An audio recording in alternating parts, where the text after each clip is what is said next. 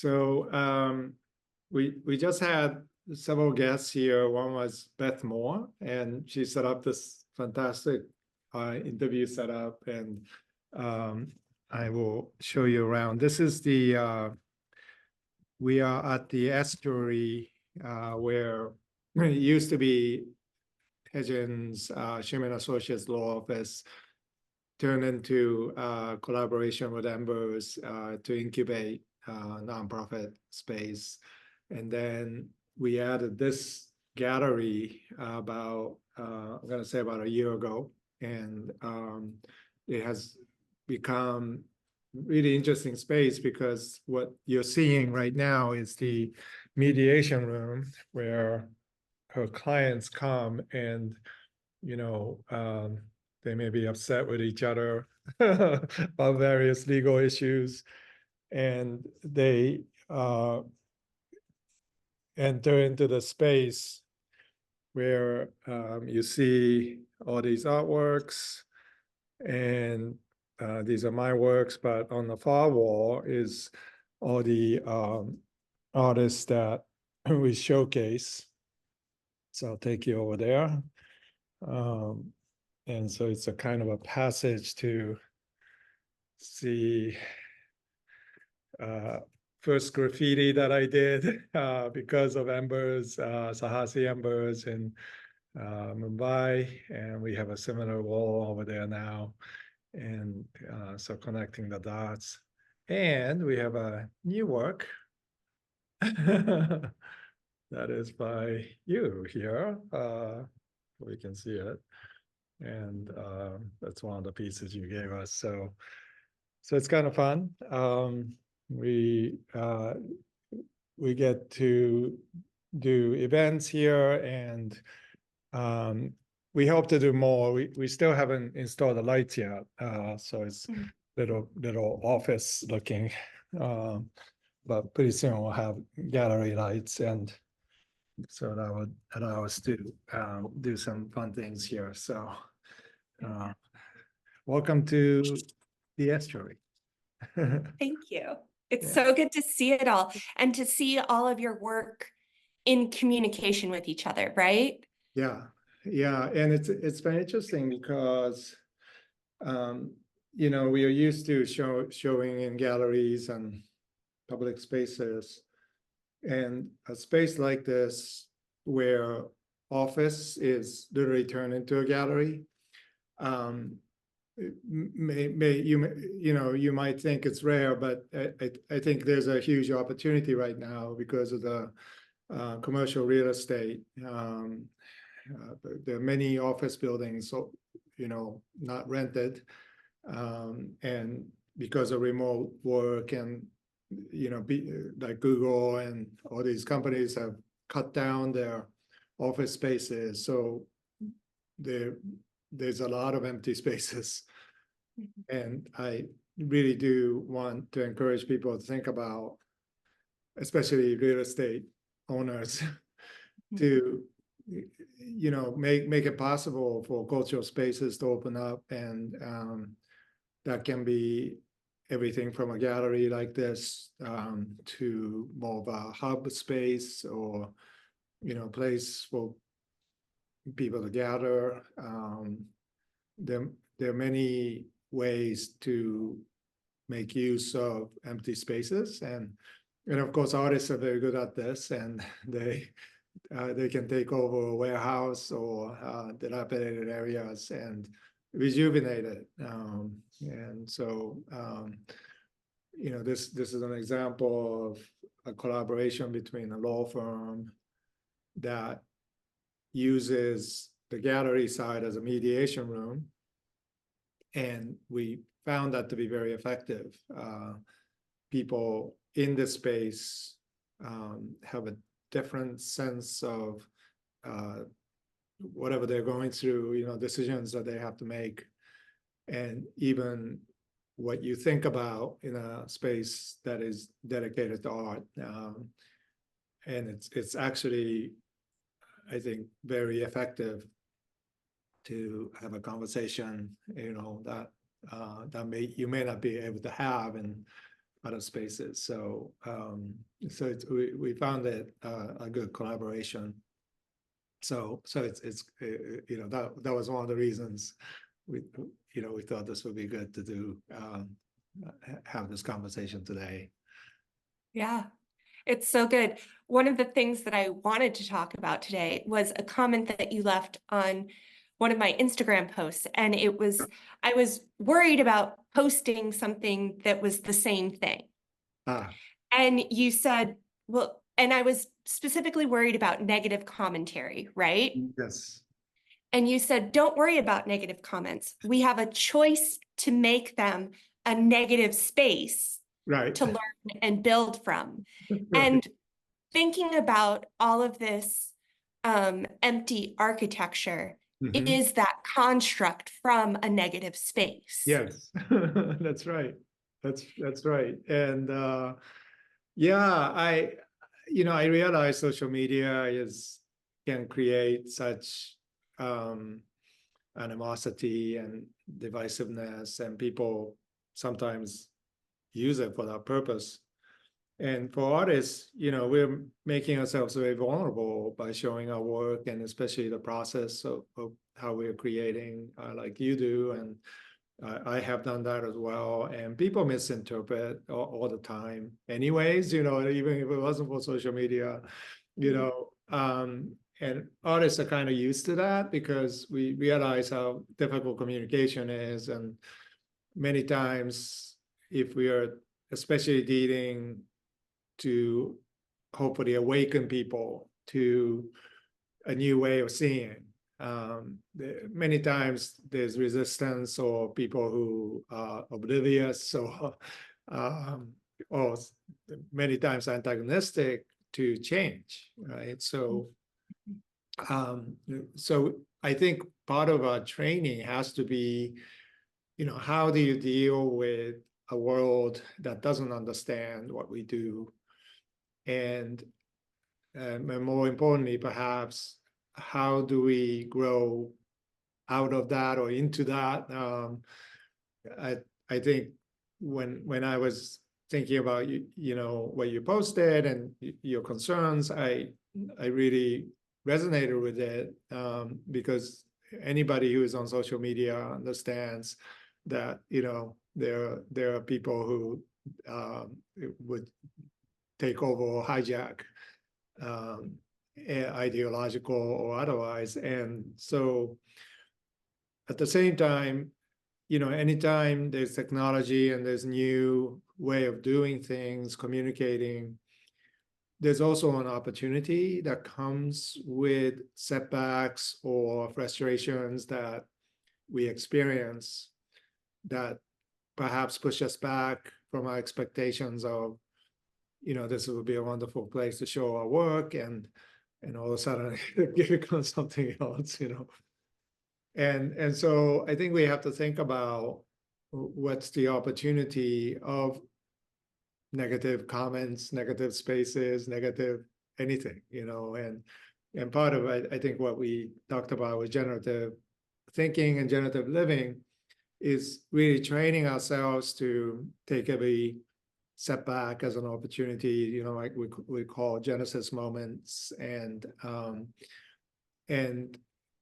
be able to see every moment as a Genesis moment of something new, and perhaps something new that didn't exist before, because we don't have to deal with whatever it is that we're dealing with. So. And I think about the example that you recently gave in your Inkwell talk of the photo regeneration with the sunflowers, right? Right. And Yeah. that concept of reclamation and learning to work with negative space again and reclaiming it in a positive way. Yeah, so this is the Daiei Fukushima after the 2011 tsunami and Great Tohoku earthquake. About a year later, there was this patch of land right near the the melted down nuclear power plant, which actually is ongoing. People don't realize that it's ongoing, but so people are not allowed back. Farmers certainly couldn't raise anything that will be harvested and, put into the market. But this one farmer, and I believe he's also a Buddhist priest in the area, decided to plant millions of sunflower seeds. And they apparently learned this from Chernobyl, where farmers there started to plant wheat and other things that will grow, but they will not obviously harvest and market that, but they realized that they discovered that radioactivity, some of the isotopes get sucked up into the plant, and it will purify the soil a little bit. And but more importantly, it's such an act of hope, in very desperate times and hopelessness, and empty fields and farmers without work, and sunflowers, because of radioactivity, they grow this huge, beautiful flowers, and that when I heard about that, it made me think about culture care and, as you noted, negative spaces. That it's an interesting way of using that term, negative space, because we as artists, we use it in drawing classes to help students understand that there's positive space, like a negative space, right? So you have the shape of this plant, but then there's this, outside part and the negative space surrounding it, right? So if you're drawing anything, you have to pay attention to both, and make it work on two-dimensional space. But the negative space in terms of, what we don't want to see happen in the world and in our experiences. And we try to avoid those things, as much as possible, obviously. And we try to perhaps ignore, a lot of what's going on in the world. And yet I think artists are creatures that tend to be always aware, maybe, and are willing to talk about or exhibit or, describe some of the darker realms. And obviously we can get caught up in that and, our art can become only about that shock value or, transgression against status quo. But at the same time, there's ways that art can really help us to think through the complexities of our time and not to fall into these false binaries. So, what this versus them, we're on the right side and, they are on the wrong side, and we have to constantly push back. And, sometimes we have to do that, but a lot of times it's far more complex than we think the problem is. Mm-hmm. So, art can deal with the complexity.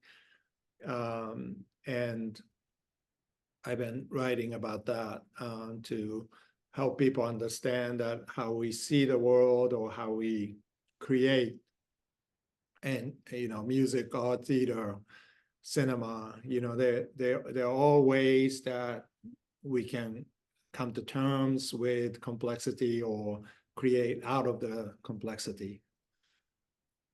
Yeah.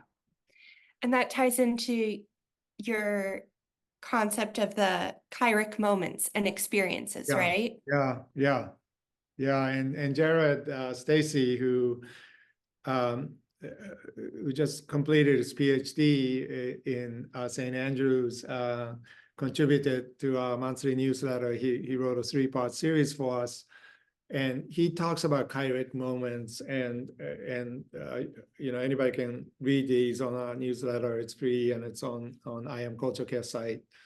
But they're very helpful, I thought, ways of understanding generative thinking, and what are we trying to do? Well, we're trying to create different ways of understanding time.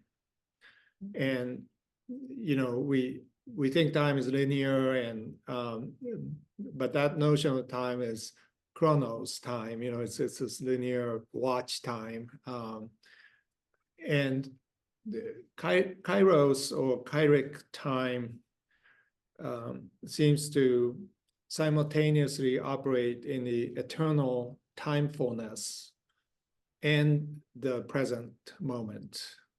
Right. So the present moment, any moment is a portal into the timeful elements. And art tends to dwell there because the Kairic expressions tend to be more enduring than, well, certainly more enduring than Kronos expressions. So headlines of a newspaper, which is utterly dependent on Kronos moment, otherwise it's not news, is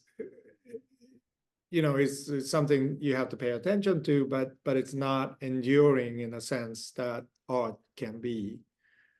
So what makes in our time something more enduring? And then you think about technology and AI and NFTs and all of that, right? And people tend to think that anything that machines create, or even what we create using machines, would create advantage in Kronos competition, But really, what's turning out to be very interestingly, the complexity of algorithm and pattern matching has led to machines doing things that we didn't expect machines to do. And what we thought the machines were good at, they are certainly good at, and you can use machines to do certain things. But they also have this capacity to create some mystery in between the numbers, And so there's a huge opportunity, even using social media, which is algorithmic based, to draw attention to Kronos moments, right? To create these moments. But the algorithm itself is now so complex that you can actually do things that will create more Kairic moments. I think that's possible, but not many people are trying to do that. They're trying to get attention in Kronos moments. And so I think that's an opportunity in negative space of AI and negative space of technology and social media, and all that is wrong, with this way that we seek attention, this attention economy, as they call it. There's something very mysterious that's happening that I think artists can begin to process and think about. I wonder if you would talk about your first experiences learning about negative space. Oh, wonderful. That's a great question. I believe the first time I heard that term was in drawing class, and I think it was in high school that basic drawing, and but I remember there was this drawing book that was used also, that drawing on the right side of the brain. I don't know if you ever seen that. Betty Edwards' book, which is a wonderful book that claims that anybody can learn to draw, but they have to learn to see first.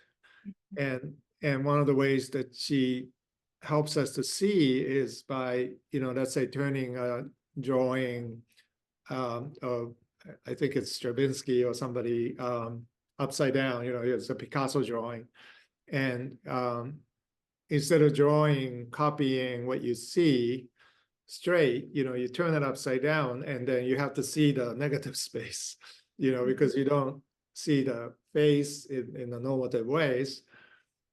And it's amazing how that simple flipping will do in how we see the image. And anybody can do this. It doesn't take a skilled hand to do that. And it's amazing how much human beings are capable of actually seeing reality in a new way. And so I remember that being, really fascinating to me, that not only I benefited by doing that exercise, and then learning to draw is learning to see the negative space, but also that other people can do it, and they all do it differently. There's individuality to every drawing, even though you are doing the same thing. And in that, you're learning the skill of observation. Yeah. And what other foundational compositional rules do you think transferred from your art making to these ideas of culture care? Yeah, great question, Julie. I just finished the book. My next book with Yale Press is all about that. And I have learned, and it was partly through my drawing classes, I had this ability to essentiate objects. So you look at something like this, and typically you learn to draw by drawing the shape and understanding the shape and how it's formed with the negative space around it, right? But I had this ability to look at something like this and with a single line capture what this is. And I didn't know what that was really. I thought it wasn't anything special really. And it was my college painting professor who said, well, that's actually pretty remarkable that you can see something and not, I'm not actually not very good at tracing the outer forms. I can do it, but it takes training to do that. But I just naturally, I had this ability to capture what I call essentiation of the object. And so what I learned was many times gifts are things that we take for granted. We think everybody can do this, and it turns out that's not the case. And also that you might be limited in one area, and you might be frustrated or struggle, to keep up with the others, in some way. But I've learned that that's also a gift of knowing your limitations and what you're not good at.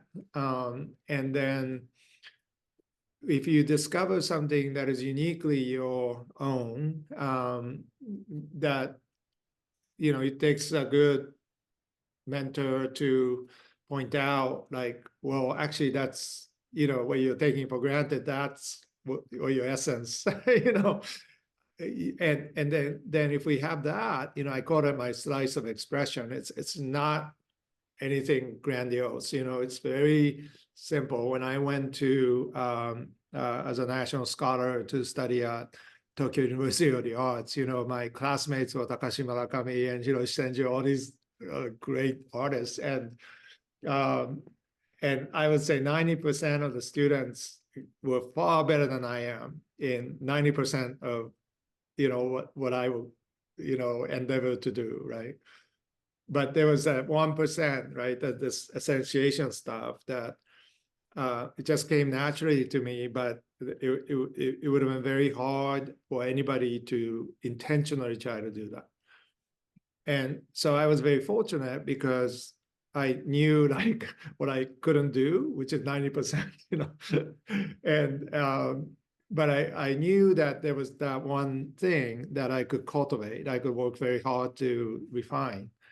And so that's what I did. That's what, all that I'm doing still, and that's a blessing because you spend time, maybe we're used to competing against others in certain ways, no matter what field you're in. But really, your gifting can sometimes be, that essentiation that you have, that is very uniquely, given to you. And we do have responsibility to steward that and to cultivate that. And a responsibility to let others know what we see in them. Yes, that's right. And that's a role of a community. And I would hope that culture care communities, will be one that you feel safe to explore, and to push yourself, fail many times.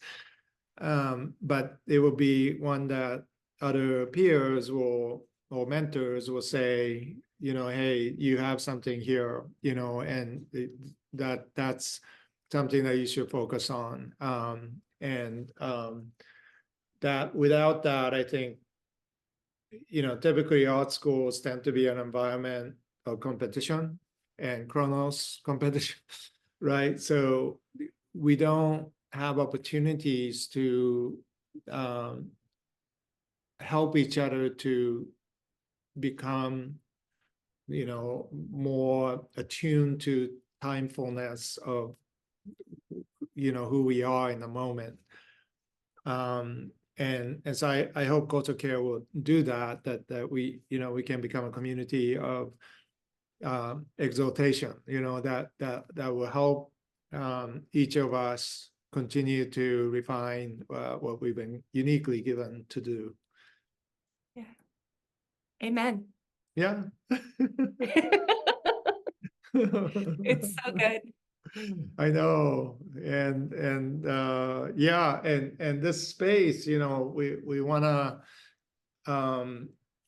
in the days to come have, more art. We have about I think about 15 artists here now, but as Haejin and I continue to gather, not just paintings but objects and other things, that it will become kind of a visual way of describing the estuary, this diverse, even competitive, heterogeneous environment, but one that also nurtures, right? And helps creatures to be fed, and then, they can go and make their own things. So yeah. So good.